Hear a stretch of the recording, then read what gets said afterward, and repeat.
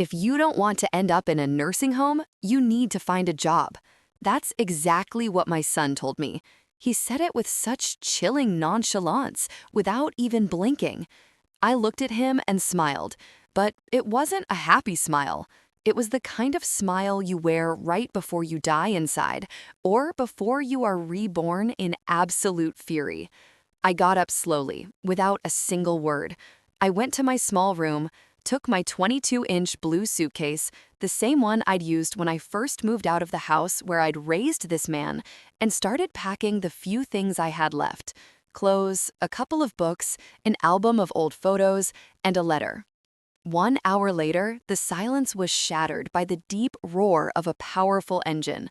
A luxury car, black and gleaming, pulled up to the wrought iron gate. From the window, I watched Jasmine, my daughter-in-law, peek out, her brow furrowed. Marcus approached the gate and shouted, "What on earth is that car doing here?" I didn't answer. I just picked up my suitcase.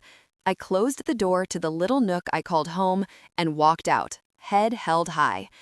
But to understand how I arrived at that moment, you have to go back many years with me, to a time when I wasn't a burden, but a mother capable of anything for her son. Marcus was my only child. His father, David, passed away when Marcus was barely 3 years old, a traffic accident on a slick, wet highway. The police told me it was instant. I didn't feel like it was. It took me more than 10 years to learn how to breathe again without the pain cutting me in half. From that moment on, my entire life revolved around Marcus. I worked as a teacher at a public high school in the city, tutored students in the afternoons, and on weekends I sold used books at the community flea market. I did everything to make sure he had what he needed, and he did. I sent him to good schools, I helped him with his homework, and I stayed up late sewing costumes for his school plays. I even sold my wedding ring to pay for his 12-week computer programming camp when he was 12 years old. I taught him to be responsible, respectful, and to always say thank you and please. I taught him to love books and to stand up for those who had no voice. I truly believed I was raising a noble man. I didn't know I was raising my own executioner. Marcus was a sweet child. When he was little, he used to write me letters on notebook paper. "Mom, when I grow up, I'm going to buy you a house with a garden. You'll have a porch swing and lots of cats." I used to cry reading them. I thought, all this effort is worth it. My son is going to be a good man. But time passes, and with it, promises fade. The first crack appeared when Marcus met Jasmine. She was 24, working at a bank, and ambitious, maybe too ambitious.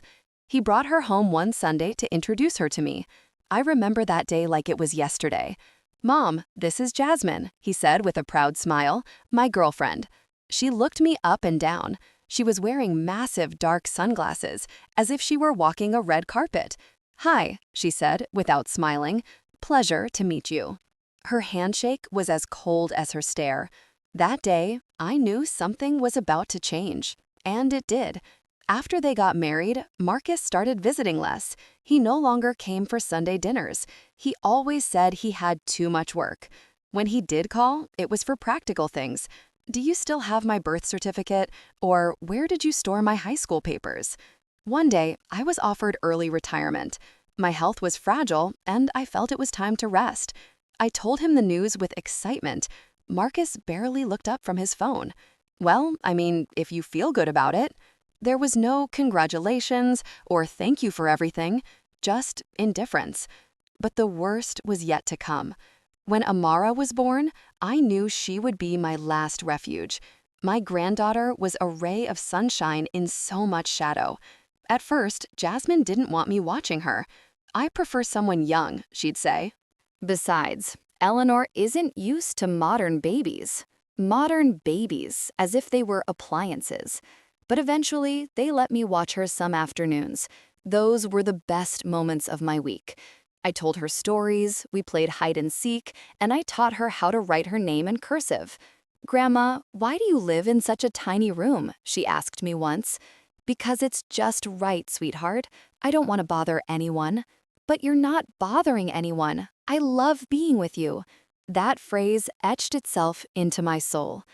My relationship with Jasmine continued to deteriorate. She started avoiding me, speaking to me in sarcastic whispers. Eleanor, can you please not leave your things scattered in the laundry room? Eleanor, close the back door. You're letting the heat out. Do you have to make noise right now? It was my house, or at least it had been. They had remodeled it, yes, but the land was mine. Still, I felt like an intruder, an uncomfortable presence. When I tried to talk to Marcus about it, he just said, Jasmine is very sensitive, and sometimes you don't help. It was the first time I felt completely alone. One day, Marcus called me into the main living room. I had just finished washing Amara's laundry, and my hands were still damp. Mom, we need to talk. I sat on the edge of the sofa. Jasmine stood beside him, arms crossed. This can't continue, Marcus said. We're tight on money. We can't afford to support another person. Another person? I asked. I'm your mother, Marcus. I know, but you're an adult and you can make your own decisions. If you don't want to go to a nursing home, you'll have to get a job. I felt a knot in my throat, not because of the suggestion, but because of the way he delivered it. The sheer lack of affection, memory, or gratitude. That's not fair, I whispered. Life isn't fair, Mom, Jasmine countered. Welcome to the club. Marcus stood up.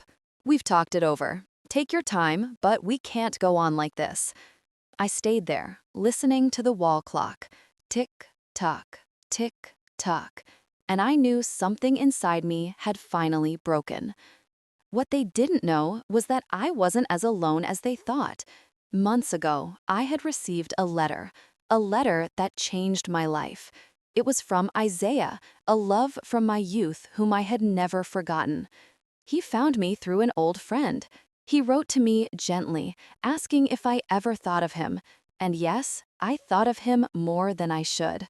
We started talking on the phone, then through video calls. He lived down south in North Carolina, where he owned acres of farmland and vineyards. I never stopped loving you, Eleanor, he told me one night. And if you'll let me, I want to see you again. That sentence was like a hand extended in the middle of an abyss. When Marcus told me I had to get a job, I had already made my decision. I wasn't going to beg, I wasn't going to scream, and I wasn't going to make a scene.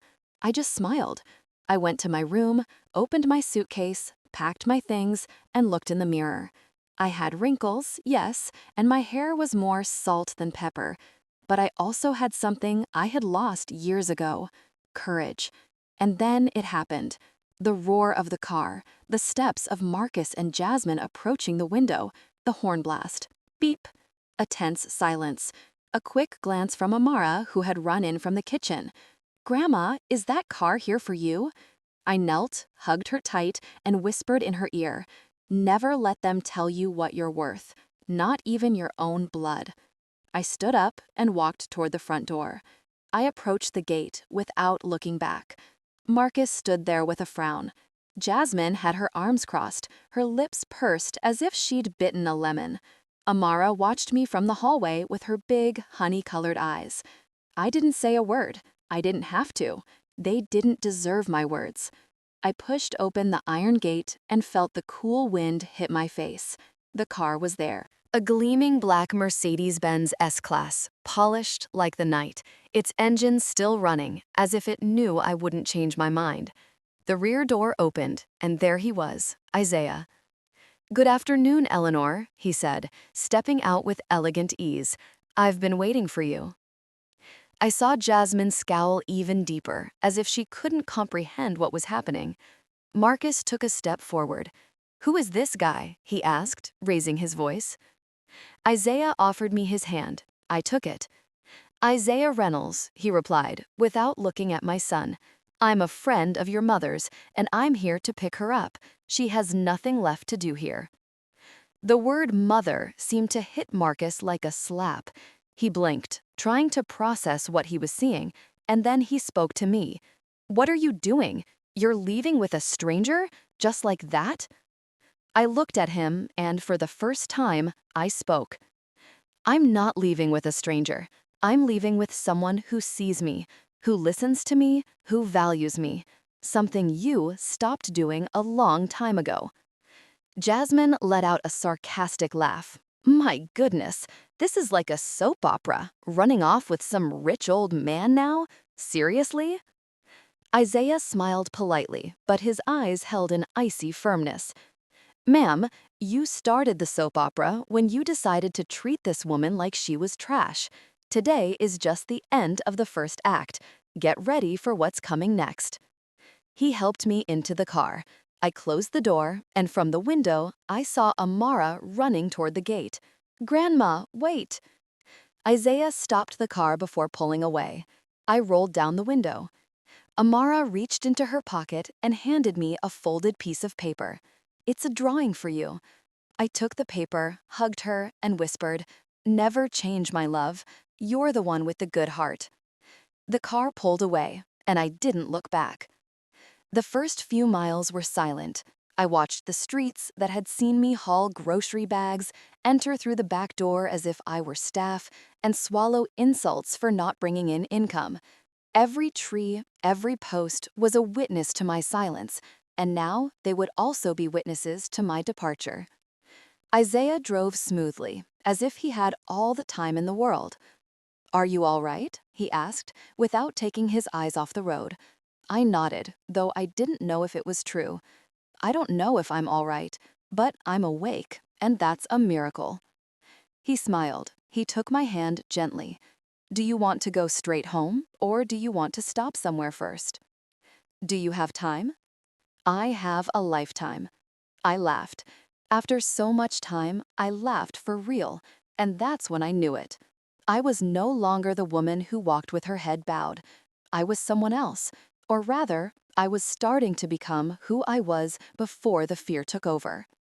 We stopped at a small, warm roadside diner with huge windows and the scent of fresh-baked bread.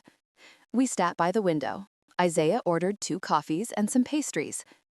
Do you remember the first time we went to a place like this? He asked me. Of course. I ordered black tea with lemon, and you said that wasn't what happy people drank. He laughed. And you told me, then I'm a proud, unhappy woman. We both laughed. But then silence returned. Isaiah looked me in the eye. Eleanor, did they hurt you badly? No. I swallowed. I felt something break inside. I don't know if it was hurt or just neglect. It was years of small things, glares, comments, closed doors, favors that turned into debts. I was slowly fading away, Isaiah, like a candle that burns down without anyone noticing. I noticed, he said. And in that moment, I burst into tears. I cried for everything I had silenced, for every Sunday I ate alone, for every time I pretended not to hear Jasmine call me a nuisance, for every hug Amara wanted to give me that her mother blocked, for every promise Marcus forgot. Isaiah didn't say anything. He just held my hand. And right there, I understood that sometimes silence doesn't hurt. Sometimes it heals. Hours later, we arrived at his house. And when I say house, I don't mean an ostentatious marble mansion. It was a spacious, rustic farmhouse surrounded by vineyards that shone under the setting sun. It had a porch with swing seats, huge windows, and a library that looked like something out of a dream. This is your room, he said, opening a door. It was warm, with white sheets and a hand-woven rug. On the bedside table was a bouquet of lilacs. Lilacs? I asked. Your favorite, Isaiah replied. I didn't know what to say. I just touched the petals. You deserve this, Eleanor. You deserve everything they denied you. That night, we ate dinner together. Hot soup, homemade bread, and a red wine Isaiah had produced in his own winery. We talked about books, old movies, and our youth. At one point, he looked at me seriously. You know what hurt me the most? That you never looked me up. 40 years went by, and I never heard from you. I was afraid, I admitted, and then life just happened. I focused so much on others that I forgot myself. He nodded. But now you're here, and I promise you, as long as I have breath in my body, no one will ever make you feel invisible again. The following days were a balm. For the first time in decades, no one was yelling at me. No one was correcting how I hung the laundry, or for leaving a light on, or for reading late. I was free. And in that freedom, I started to remember who I was. I started writing small stories, poems, and random thoughts again. Isaiah encouraged me, read my work, and asked me questions. Sometimes he woke me up with coffee in bed, other times with wildflowers. But like everything in life, the past doesn't always stay behind. One afternoon, as I was reading on the porch, my cell phone vibrated. It was an unknown number. Hello? Silence.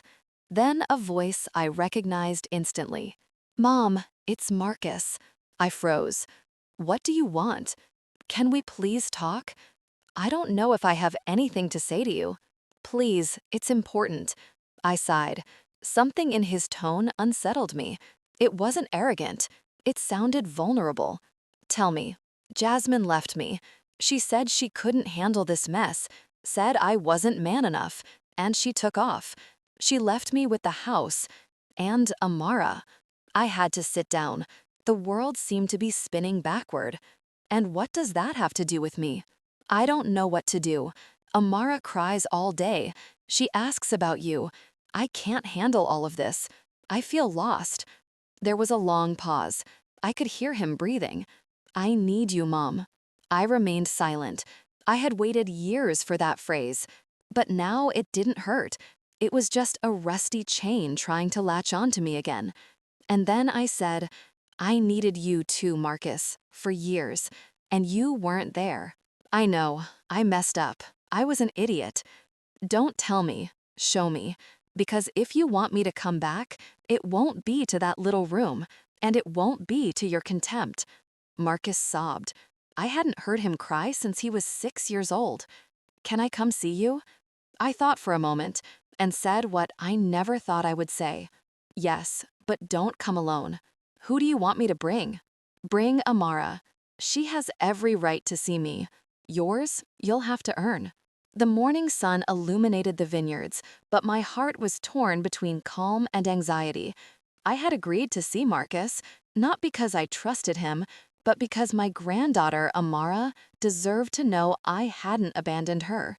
Isaiah watched me from the porch as he drank his coffee. Are you sure you want to see them? I nodded, though I was shaking inside, not because of him, but because of her. Isaiah put down his cup, walked over, and stroked my cheek. Whatever happens, I'll be right here. You are not alone, Eleanor. Not anymore. I took a deep breath, and I waited. At 11:30, the same family car that had seen me silenced so many times pulled through the wooden gate. Marcus got out first. He was no longer the arrogant, haughty man of weeks prior. Dark circles under his eyes betrayed sleepless nights, and his wrinkled shirt seemed to hang loose on his body. Amara got out next. She ran to me without a second thought. "Grandma!" I hugged her with a strength I didn't know I had. Her hair smelled like almond soap, and her body trembled with emotion. "I thought you didn't want to see me anymore," she whispered. "Never, my love, never think that again." Marcus watched us from a few feet away, unsure what to do with his hands or his guilt. "Can we talk?" he finally asked.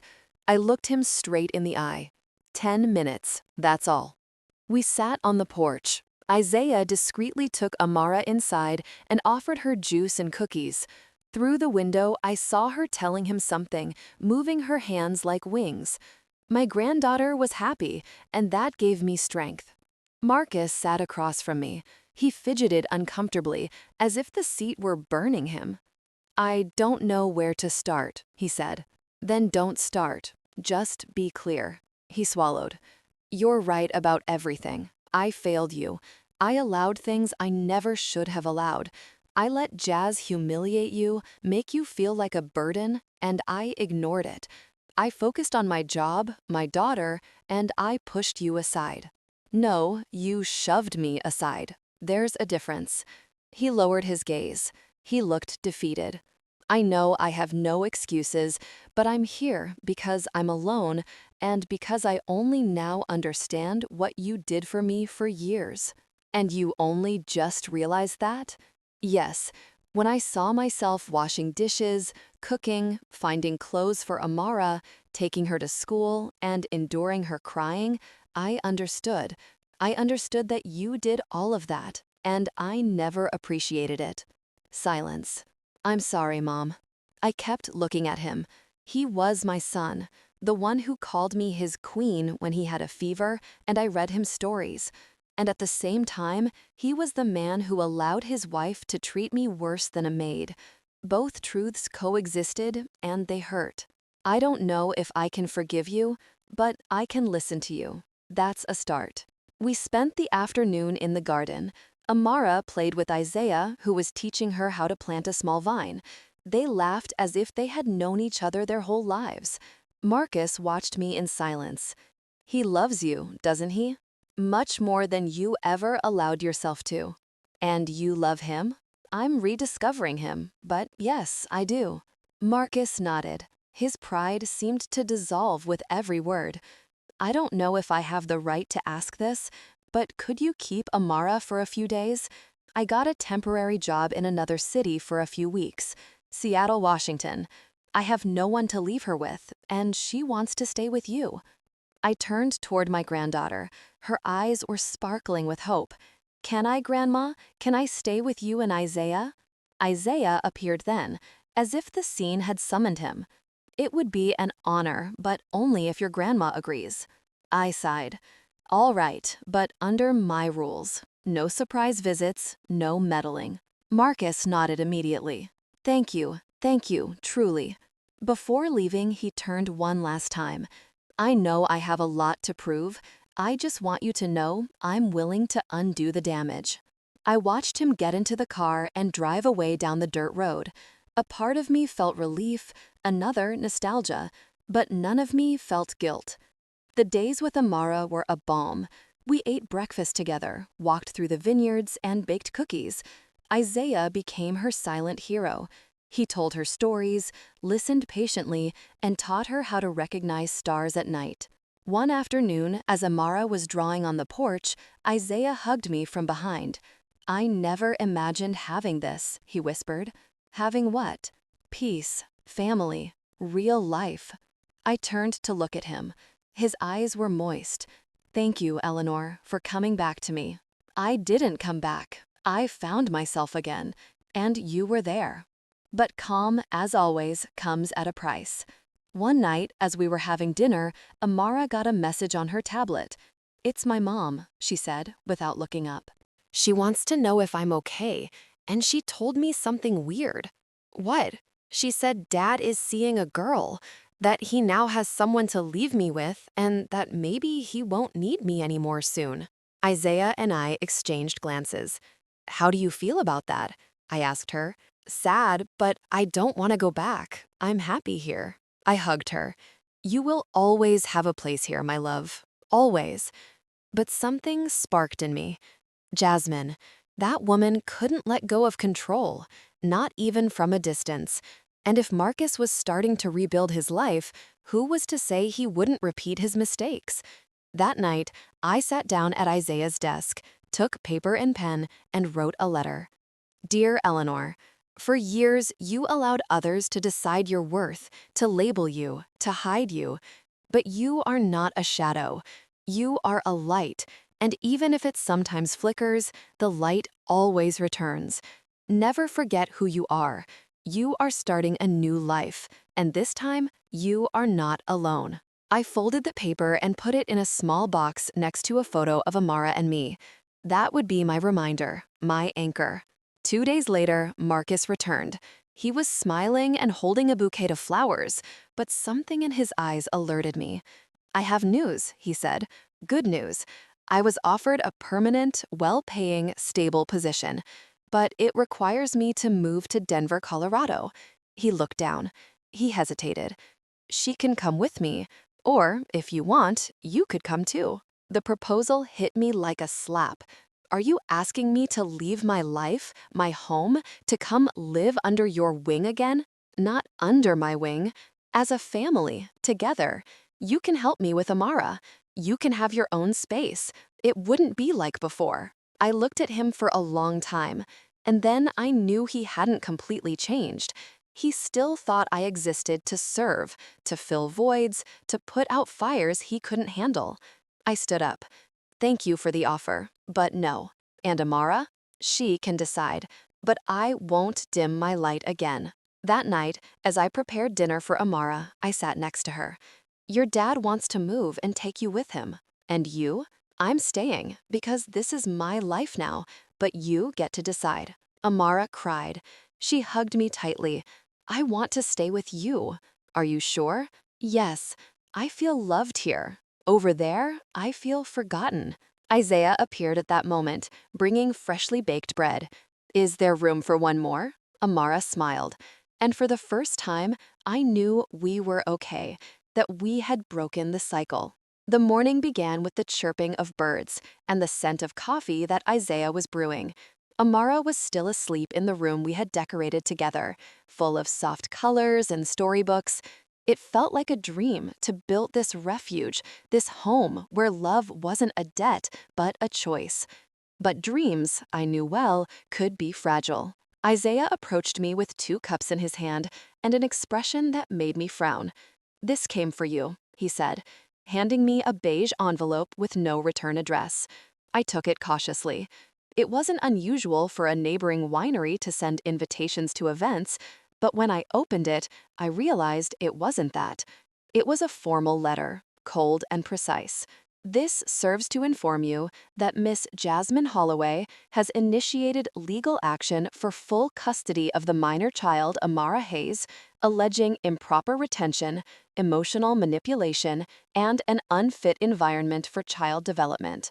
I felt the ground open beneath my feet. What is this? Isaiah asked, worried by my paleness. Jasmine is accusing me of kidnapping my granddaughter. Isaiah read the letter, his jaw tightening. It's a dirty play, but I'm not surprised. I knew something like this might happen. What do I do now? I asked, feeling vulnerable for the first time in weeks. We call someone. I know a guy, a retired lawyer, but a very good one, Victor Sterling. I'm going to tell him everything. That same afternoon, Victor came to the farm. A man in his late 60s with a calm voice, firm hands, and a sharp gaze. He listened to my story without interrupting, taking notes, observing, and analyzing every detail. They have a child in common, but the mother is using the system to manipulate the situation, he concluded. This won't be easy, but we have a case.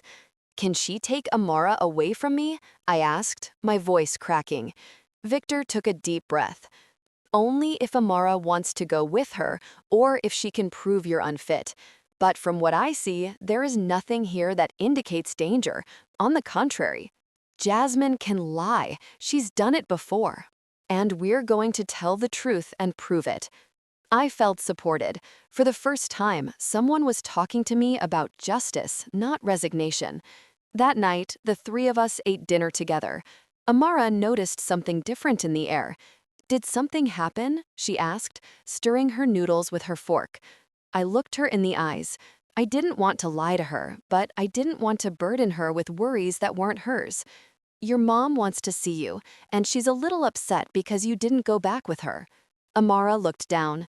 She's mad because I want to stay with you. Maybe, but it's not your fault. You have the right to choose where you feel happy.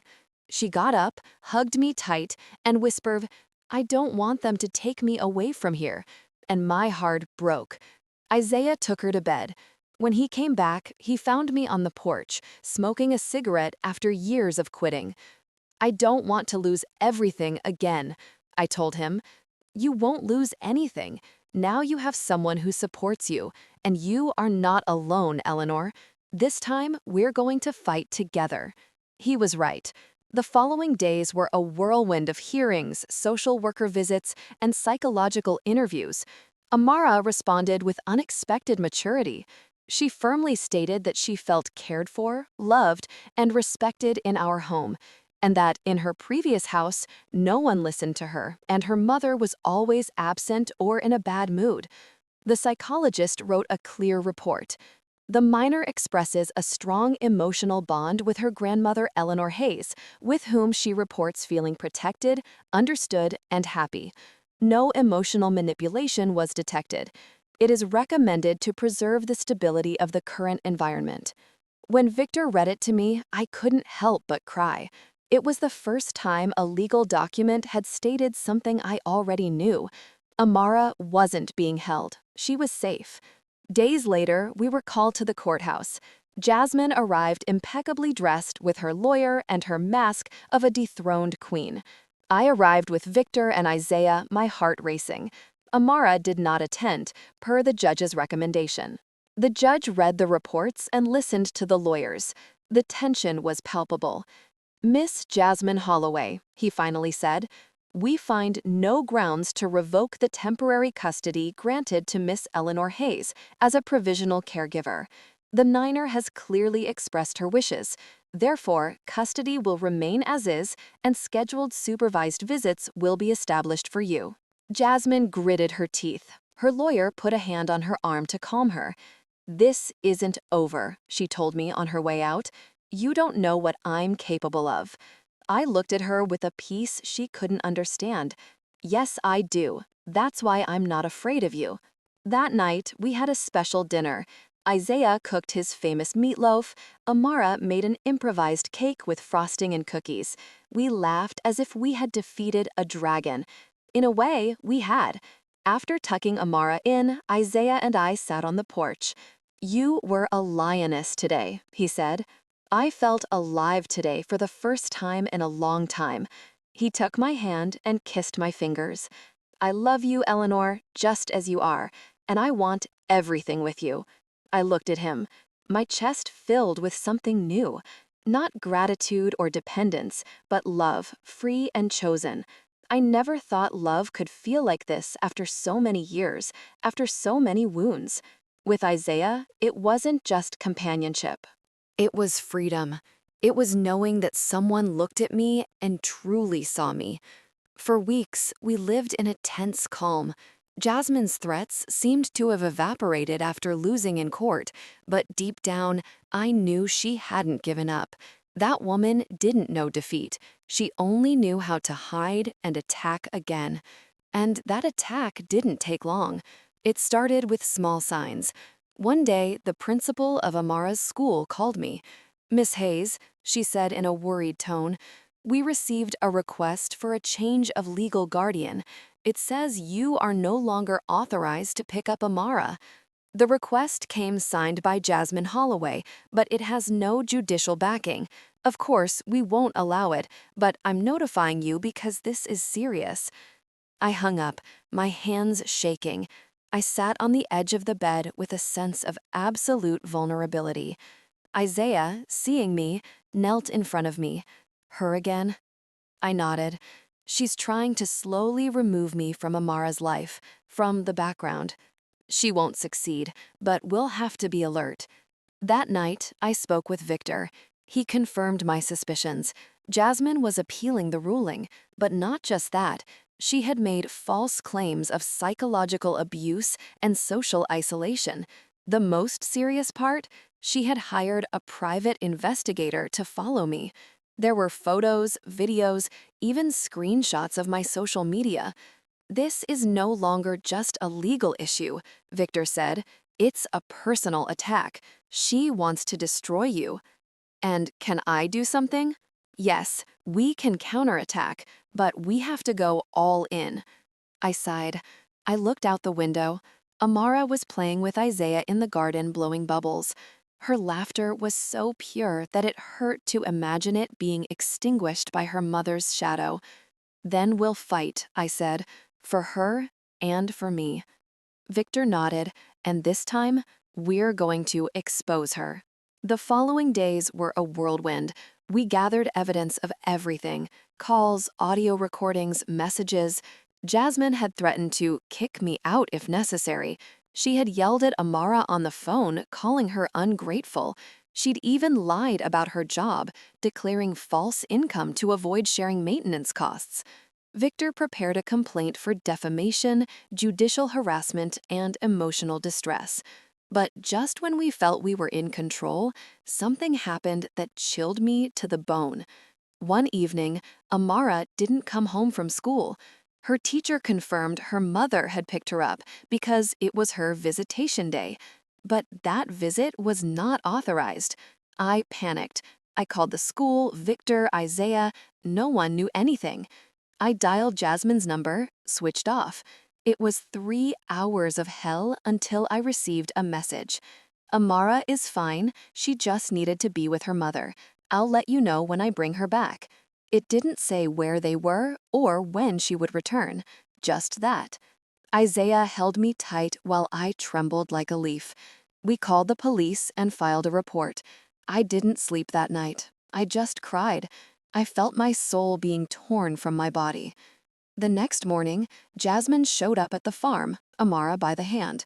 The child's eyes were swollen from crying. "Here she is," Jasmine said with cynicism. "She's fine. She just needed to be with me."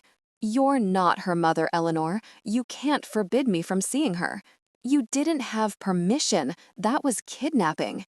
"Oh, please. Dramatic as always. Look at her. She's alive." "No." Amara pulled her hand away and ran to me. "Grandma." I hugged her with a force I'd never felt before. "We're going all the way with this," I told Jasmine, my voice trembling but firm. "Do it. We'll see who's left standing at the end." And she left. Victor activated the entire legal system. He requested a temporary restraining order. The judge agreed. Jasmine couldn't come within 1,000 feet of the property without a court order, but that only infuriated her more. A week later, someone broke Isaiah's car windows. Days later, we found animal droppings at the farm entrance. One morning, we heard a loud crash. Someone had thrown rocks at the roof. Amara woke up screaming. Isaiah went out with a baseball bat. He found no one. We reported everything, but the authorities said the usual. Without proof, there's not much we can do. I wasn't sleeping anymore. I lived in a state of constant alert. Isaiah proposed something radical. "Eleanor, let's move. I have a small house in upstate New York, further away. We could start over there without the weight of this craziness. Abandoning this isn't giving up. It's protecting you and protecting Amara." I thought about it for days, but every corner of that farm had a history. Every tree, every stone was part of my identity. I couldn't let Jasmine steal that from me too. No, if I leave, she wins, and I won't allow it. Isaiah nodded. He didn't pressure me, but I understood that the exhaustion was catching up to him too. One afternoon, while shopping in town, a woman approached me in the supermarket line. "You're Amara's grandmother, right?" "Yes." "I heard your daughter-in-law reported you for abuse. They say the child isn't going to school. Is it true?" I felt a pit in my stomach. That's a lie. "Well, you know how people are. Some folks shouldn't be raising children." I left without buying anything. The smear campaign had begun. Neighbors looked at me with distrust. Some withdrew their invitations. Others stopped greeting me. They were isolating me, and that hurt more than Jasmine's insults. One night, after tucking Amara in, I went out to the garden. I looked up at the sky, searching for answers. "Why is this happening to me?" I murmured into the air. "I just wanted to take care of my granddaughter, to love without fear. Is that too much to ask?" Isaiah came out and hugged me from behind. "You're not alone. Even if the world shouts otherwise, I'm with you. And if she doesn't stop, if she keeps going until she breaks us, then we will resist until our last breath." A few days later, we received the final summons. Jasmine had secured an extraordinary hearing. She was going to present new evidence to request exclusive and definitive custody. It was her last punch. The trial would be in a week, and I had to prepare myself. Victor gave me a piece of advice. Don't just tell your version. Show your life. Show who you are. Let the judge see that you're not a threat. You're a source of support. That night, I wrote a letter. I didn't know if it would be read, but it helped me order my soul. My name is Eleanor Hayes. I am 66 years old. I am not perfect. I've made mistakes, but I would never stop loving someone who needs me. I am not fighting out of pride. I am fighting for a bond that life gave me, and that I do not intend to surrender to anyone's whim.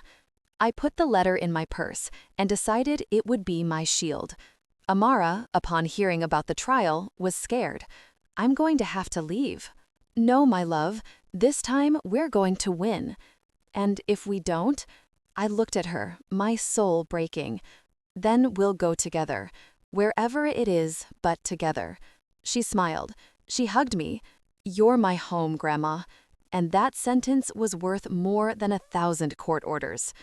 The day of the trial arrived with an impossible mix of emotions: fear, hope, rage, and something deeper that I didn't know if it was courage or simply exhaustion.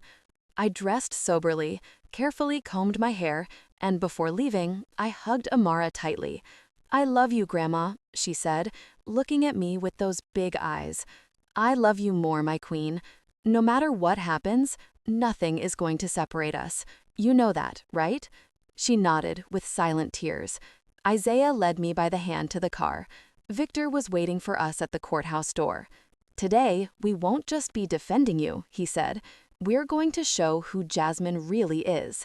We entered the courtroom. There she was, impeccable, in a tight black dress, hair pulled back, perfect makeup, a mask. She looked at us as if we were insects. I took a deep breath. I wouldn't break. The judge, an older man with a severe expression, started the hearing. We are here to resolve the appeal presented by Miss Jasmine Holloway, who requests exclusive custody of her daughter Amara, and the revocation of the provisional custody granted to Miss Eleanor Hayes. Everything was on the line. Jasmine spoke first. Your Honor, my mother-in-law has emotionally manipulated my daughter, alienated her from me, and interfered with her development, preventing contact with my environment. She has created an unauthorized figure of authority. Amara needs a mother, not an obsessive and possessive grandmother. Her words hurt, but even more painful was that she said them in a trembling voice, as if she truly believed she was right. She presented out-of-context videos, one where Amara told me she didn't want to see her mother, another where I called her my baby. Victor stood up. With all due respect, those fragments show nothing illegal or inappropriate. Showing affection or respecting the wishes of a child who suffers distress upon seeing her mother does not constitute alienation. The judge nodded without comment. Then Victor counterattacked. He called Amara's teacher to the stand. She testified that the girl had often arrived at school crying after visits with her mother, that she had shown fear, and that she once told her, "My mom yells at me if I talk about my grandma." Jasmine denied everything, feigning indignation. Next, a neighbor took the stand, a brave older woman who had heard Jasmine screaming when she came to pick up the child. "It's not right," she said. "Eleanor raised that child with love. That girl, the mother, only shows up to cause trouble." Then Victor requested that the testimony of Amara, recorded by the court psychologist, be heard. The courtroom fell silent. My grandma takes care of me. She reads me stories. She hugs me when I'm scared. With my mom, I get scared. I don't want to live with her.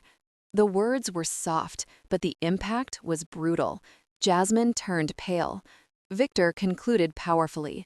We are not asking to take away her right to be a mother, but we are asking that the minor's well-being be prioritized, and that well-being, without a doubt, is with Eleanor.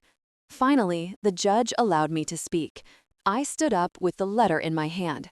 Your Honor, I did not come here to fight out of pride. I came because I could not stand idly by while a child was torn from her only safe haven. I read the entire letter. Every word came from the depths of my soul. I am not perfect, but I have given everything for Amara. I have protected her with my body, my time, and my love. I do not ask for recognition. I only ask that I be allowed to continue caring for her as she needs, as I need. When I finished, the judge lowered his gaze. The room was silent. He sighed, paused for a long time, and then spoke. This court rules that the provisional custody granted to Miss Eleanor Hayes shall be maintained and made permanent. The biological mother will maintain a supervised visitation schedule and must begin a therapeutic process before requesting any future modification. I felt the world stand still. Isaiah squeezed my hand. Victor smiled, and Jasmine remained motionless, as if she couldn't comprehend what had just happened. The judge added, "This court also recommends that the plaintiff refrain from making unfounded legal actions or smear campaigns under penalty of more severe sanctions." We had won. Outside the courthouse, Amara was waiting for me with Isaiah. When she saw me, she ran toward me with a huge smile. "Can we go now?" "Yes, my love, we are free now." I hugged her, I felt her heart beating against mine, and I knew that no matter what happened, nothing could break this bond. Jasmine came out minutes later. She looked at me with pure hatred. "Enjoy your victory. It won't last." "It's not a victory," I said calmly. "It's justice." "This isn't over, you ridiculous old woman." "It already is. Even if you won't accept it." She turned and walked away with furious steps. I watched her disappear into the crowd. For the first time, I didn't feel fear.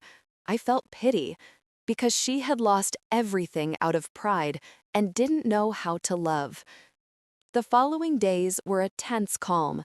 I kept looking over my shoulder, but Isaiah convinced me to install cameras on the farm. We also hired an extra lawyer for any eventuality. Little by little, the community started to warm up again. Some apologized, others just stayed silent, ashamed. But I didn't hold a grudge. I just wanted to move forward.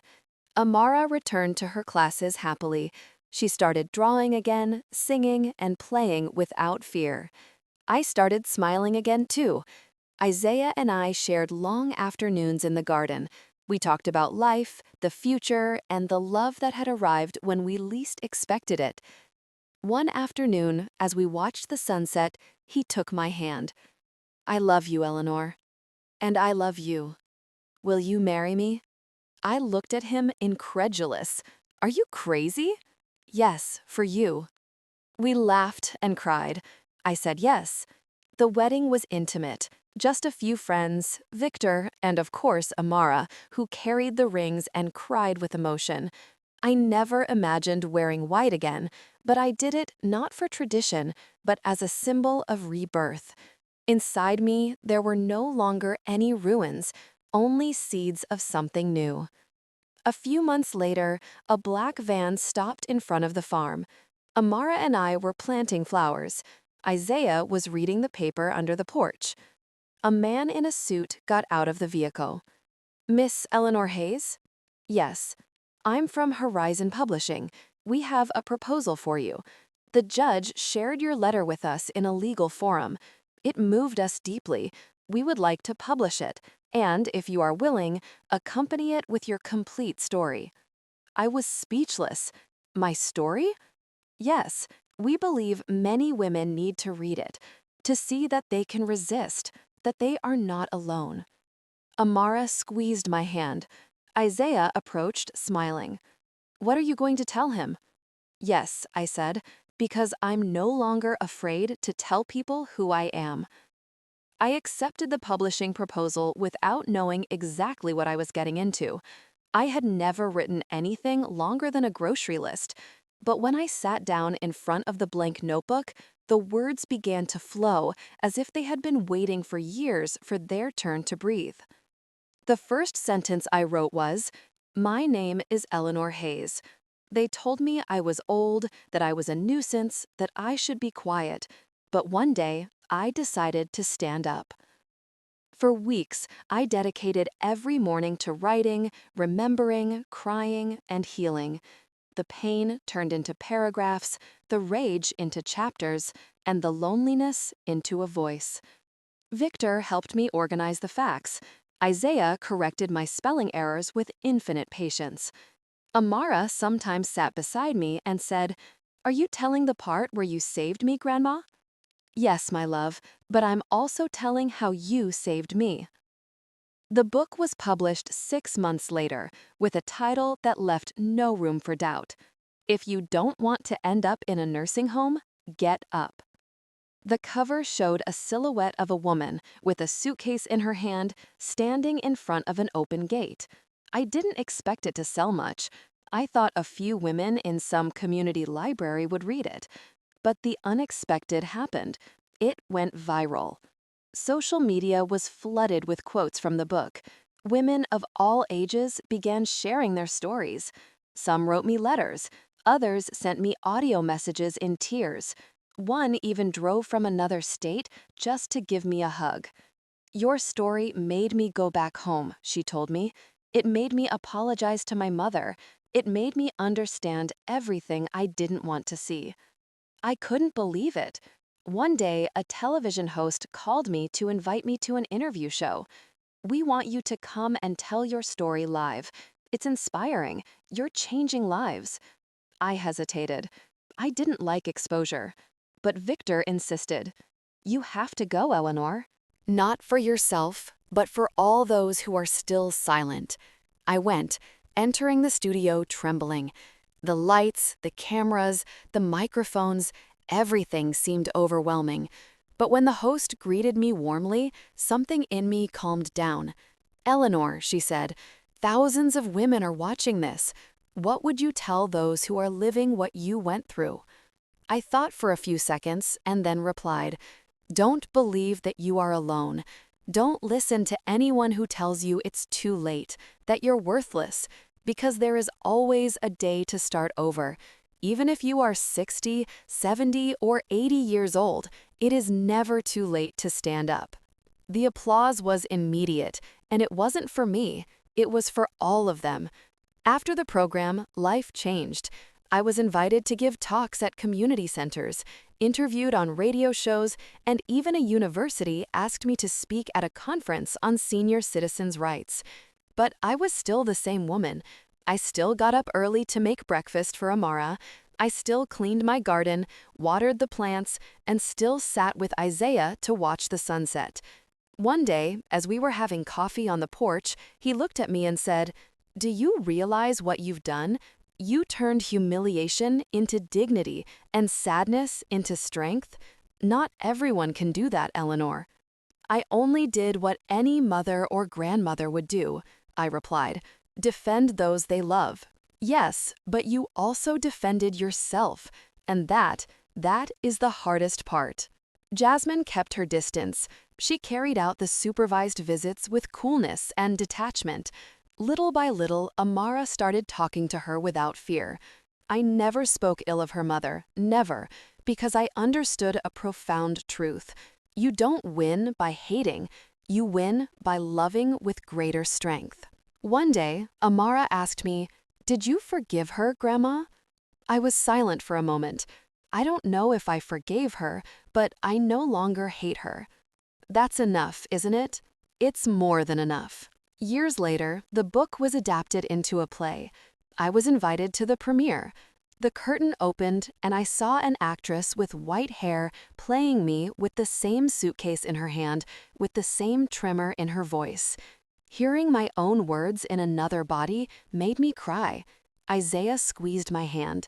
Amara, now a teenager, hugged me. "That's you, Grandma, the bravest of all." The play ended with the actress opening the gate and getting into an imaginary car. The audience gave a standing ovation. It was then that I understood. My story was no longer just mine. The last recognition came when I was awarded a Citizens Medal of Merit. In the speech, the mayor said, "Today, we honor a woman who taught us that old age is not synonymous with uselessness, that motherhood has no age limit, and that love is stronger than any court ruling." I approached the microphone. I no longer trembled. "Thank you for this recognition, but I want to say something more. When my son told me, if you don't want to end up in a nursing home, you need to find a job, he didn't know he was giving me an opportunity, because sometimes what looks like the end is only the beginning. People applauded, but I looked up and thought of David and how I wished he could see me now, free, alive, reborn. Today, looking back, I don't see a tragedy. I see a story of transformation. Amara grew up surrounded by love. She chose to study psychology. She says she wants to help other children like her. Isaiah and I continue walking together, growing old hand in hand, laughing at our wrinkles and our clumsiness. My house filled with books, flowers, and visitors. Many women come to tell me their stories. Some bring me homemade pies. Others just need to talk. I always listen, and every time they ask me how it all began, I tell them the same thing. It started with a phrase, a humiliation, but also with a smile, a suitcase, and a car that arrived just in time. Because it wasn't the luxury, it wasn't the new husband, and it wasn't the book. It was choosing not to fade, not to surrender, not to believe what others say you are. Because the fire we have inside is not extinguished by contempt, it is ignited by determination. And if someone ever tells you that you are old, that you are useless, that you are in the way, remember this. You are not what others say. You are what you decide to be. And if they tell you, if you don't want to end up in a nursing home, you need to find a job, smile, stand up, open the gate, because maybe your new life is waiting for you right there. They say that when one door closes, another one opens. But what no one tells you is that sometimes you have to have the courage to cross it alone, with your back straight, with your suitcase shaking in your hand, with your soul in pieces, but willing to put yourself back together. I crossed that door, and on the other side, there were no easy promises, no immediate comfort. What I found was uncertainty, silence, and a freedom that scared me. Because yes, freedom is frightening when you're not used to choosing for yourself. But I chose, at every step, with every tear, with every written word. I chose to rebuild myself. I chose to listen to my voice, the one I had silenced for decades. Today, I live in a modest but warm house with windows that let the light in as it never did before. Amara is no longer a child. She is a brilliant, sensitive young woman with that mix of tenderness and strength that only well-healed scars can leave behind. Isaiah grows old with me. His presence is a refuge, not a life raft. I don't need him to save me, I only need him to accompany me. And he does so every day with a quiet smile and a silence that says more than 1,000 speeches. Our routine is simple. We eat breakfast looking out at the garden. Amara sometimes joins us with her cup of tea, and we talk about simple things, books, flowers, dreams. But sometimes the conversation turns deeper. "Grandma," she said to me one morning, "do you regret everything that happened?" I thought about answering yes, that I wished I had never suffered, that I wished my son hadn't betrayed me, that I wished David were still alive. But lying to her would be robbing her of the truth. No, my love, I don't regret it. Because if all of that hadn't happened, I wouldn't be who I am today, and you, perhaps, wouldn't be here with me. She smiled. She hugged me without saying more, because she understood. Over the years, I learned that life is not a straight line. It's a spiral. Sometimes you go up, sometimes you go down, and sometimes you feel like you're in the same place, but you are not the same person. I am not the same woman who trembled at the sound of her son yelling, nor the one who bowed her head when her daughter-in-law humiliated her, nor the one who thought she had no place left in the world. Now I am the woman who writes, who hugs, who listens, who guides. I am the grandmother who receives letters from other grandmothers, mothers, and daughters. Women who tell me, "Thank you for telling your story. You gave me courage." And I answer them, "The courage was already inside you. All it took was for someone to remind you. Sometimes, older women are invisible to the world, as if we have nothing left to say, to contribute, or to live. But that is a lie. We are living libraries. We are roots. We are history and future. They made us believe that after a certain age, all that remains is waiting. But I say the opposite. After a certain age is when everything becomes clearest, when you no longer need to prove anything, when the only thing that matters is living truthfully. Once, at a talk I gave at a university, a student asked me, "What is dignity to you?" I smiled at her and replied, "It's being able to look at yourself in the mirror without lowering your gaze. It's not needing anyone's approval to know your worth. It's choosing yourself every day, even if no one else does." She remained silent, nodded, and I knew she had understood. If I had to leave one message for every woman who hears my story, it would be this: don't wait for someone else to rescue you. Don't wait for them to value you before you value yourself. Don't wait for them to applaud you before you stand up. Do it anyway. Do it trembling. Do it with fear, but do it. Because sometimes life begins right at the moment you decide not to be the victim, but the author of your own story. And if you ever have to pack a suitcase, don't see it as an end. It's just the prologue to everything you're going to write next. Did you like the story? And which city are you listening from? Let's meet in the comments. If you like the story, you can support me by sending a super thanks so I can keep bringing more stories like this. Thank you so much for your sweet support. I'm looking forward to your comments on the story. On the screen, you can see 2 new life stories that I highly recommend. There's so much more on my channel. Don't forget to subscribe. See you in the next life story. With love and respect.